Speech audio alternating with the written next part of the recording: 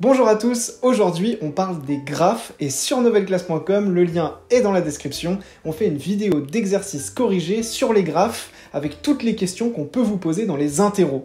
Donc pour voir l'exercice, c'est sur mon site et on est parti pour le cours, let's go! Pour étudier la façon dont des personnes interagissent sur un réseau social, on peut représenter ces personnes et les relations entre elles par un graphe mathématique. Par exemple, ici, chaque personne est représentée par un rond, c'est ce qu'on appelle les sommets, et les relations entre ces personnes sont représentées par des traits. Cette représentation simple d'un réseau social, elle permet d'étudier le fonctionnement d'une communauté. Voici quelques notions sur les graphes mathématiques que tu dois absolument connaître pour pouvoir répondre aux questions qui sont posées dans les interros.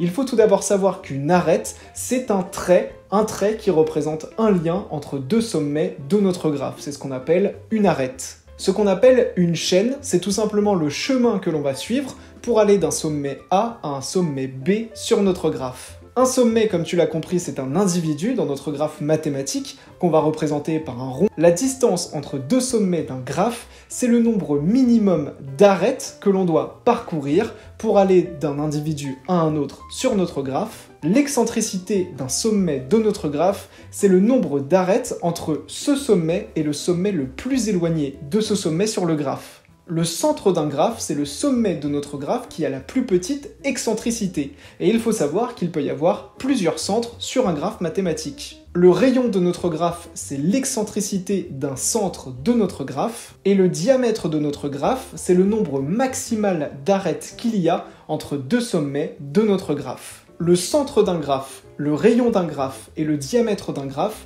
ce sont les trois grandeurs que tu dois être capable de calculer sur n'importe quel graphe mathématique pour le programme de SNT seconde. Alors pour t'entraîner sur des exemples concrets, je t'attends sur novelleclasse.com et je te dis à très vite. C'était Théo, ciao!